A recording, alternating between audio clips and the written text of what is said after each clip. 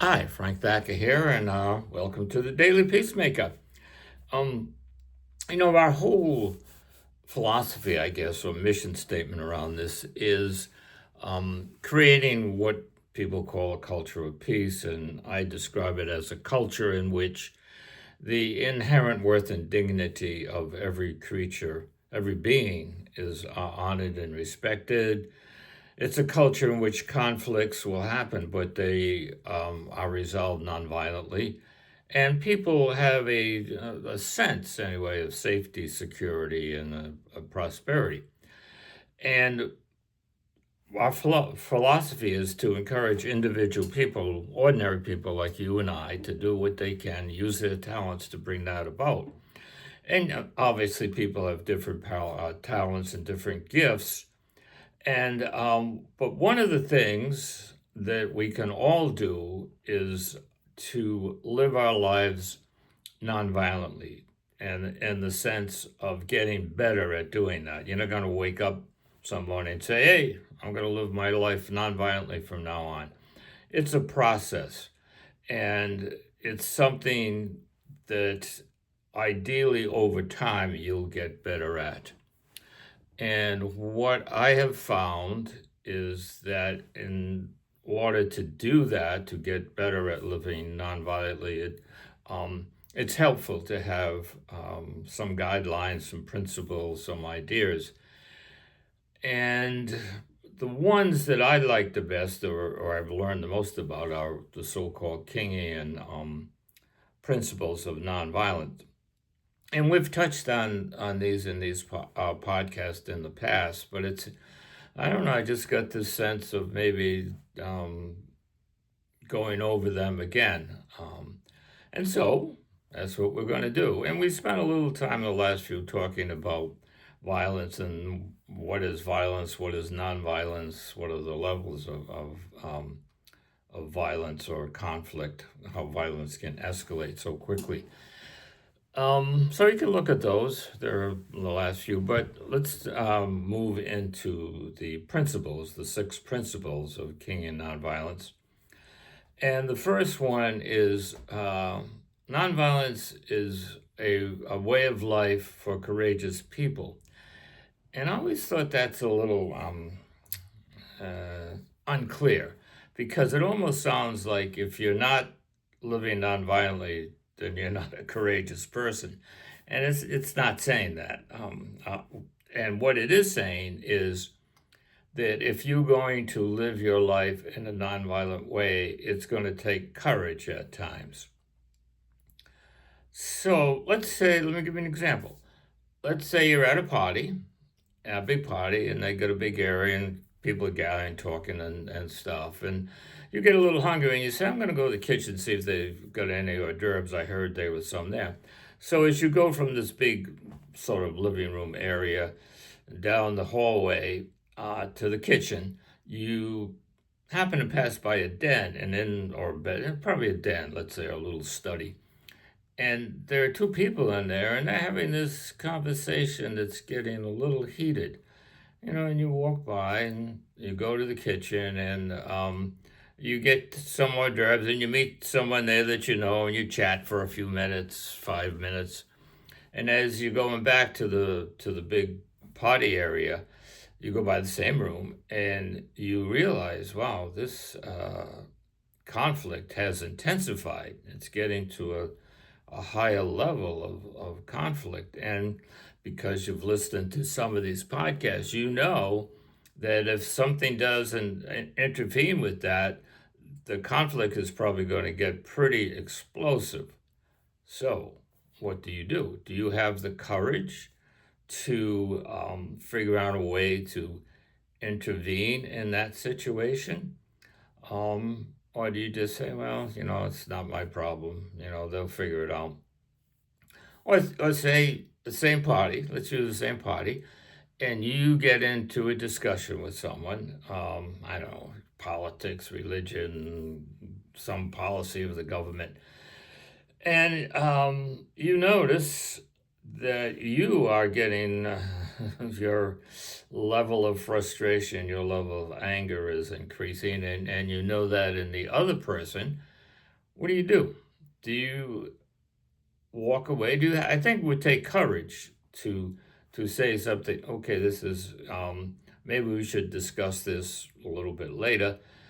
And the danger is you say that, and that person might say to you, "Well, yeah, you're such a coward. You never want to discuss anything. Once you feel like you're losing, you walk away. You do that all the time. You're just like a little wimp." And there are people around that are probably picking up on this. So it takes some courage to walk away in situations like that, or it could take some courage. There was that example that we did about the levels of well, it wasn't an example, it's a true story about the levels of conflict where the two brothers were having a fight. One had the football tickets, and the other brother, well, they got into a discussion about how to travel, and then they started making fun of each other's friends and stuff. And the brother with the ticket said, "Oh, I had enough. We'll talk about this some other time."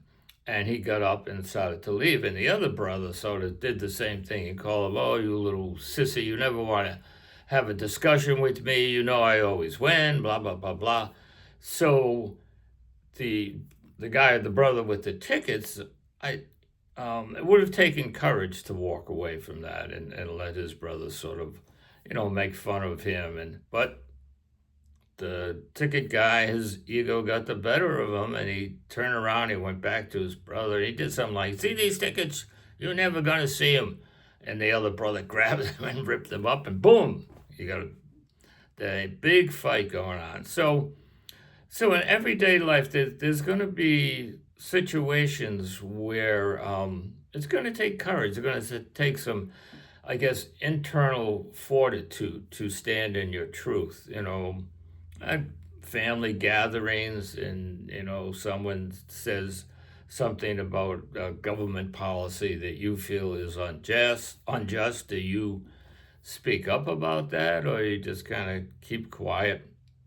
Um, and then there's a whole other level of I guess more macro things that you might get involved in, like resistant movements or sit-ins, like or boycotting a bank because a lot of their funds go into military operations, um, and all those obviously take courage, and that takes, most of the people that do it on a really heavy duty, like chain themselves to a bank so it can't open, or do some really serious actions, are well trained, and they've been doing this for quite a while. And a good thing to remember is, I'm not sure how to put this, but they maybe don't have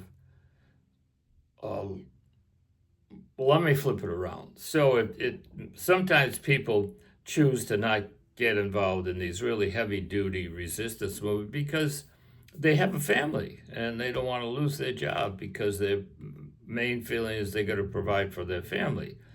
So some of the more active people maybe don't have as many responsibilities. So and not to downplay what they're doing, but I guess the point is be gentle with yourself if you're not out, you know, saving the world with massive demonstrations and resistance movements and that. And if you can live your daily life in a nonviolent way, um, it, in your everyday actions, that's quite an accomplishment. And you're gonna, if you start doing it, ideally you'll get better at it.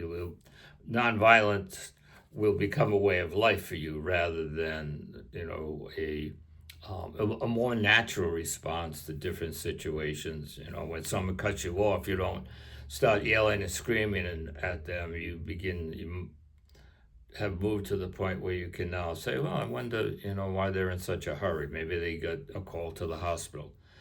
So it's so nonviolence is not passive. That's a big thing. A lot of people hear it as passive. It's a very active way of life where you are taking a stance for justice and seeking to intervene in some situations where you feel it could be pretty explosive in terms of some friends of yours. Let's say they have a friend that comes to you and you start talking and they tell you about this situation with their neighbor did something to them and they're really mad and they're going to get that neighbor back and they're going to do something. I mean, do you have the courage to challenge them on that and say, well, that sounds like a little over the edge with violence and stuff.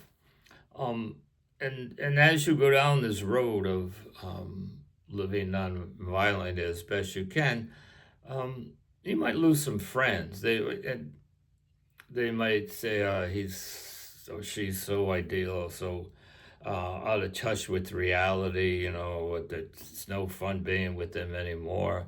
You can't talk to them about anything. They challenge stuff you say.